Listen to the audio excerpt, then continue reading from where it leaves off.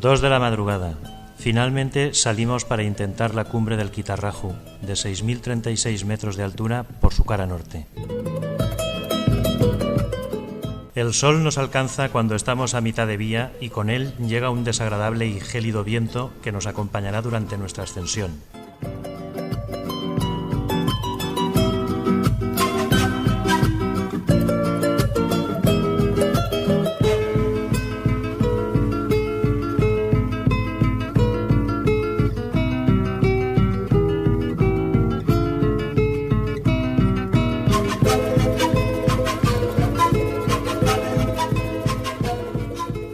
Estamos en la cumbre, son las 8 de la mañana.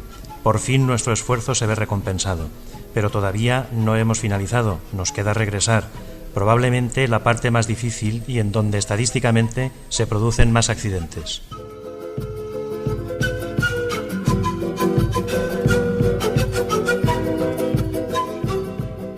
Tenemos que descender rápidamente debido al intenso frío, realizando rápeles encadenados de 100 metros, lo que nos deja al pie de la Rimalla en un par de horas.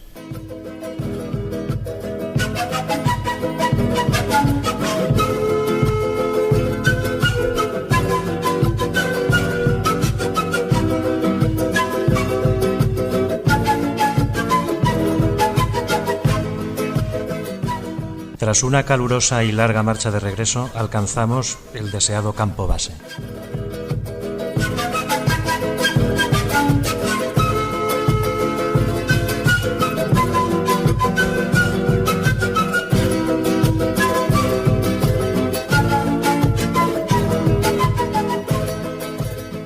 Una vez en la seguridad del campamento, celebramos con alegría la consecución de nuestro objetivo.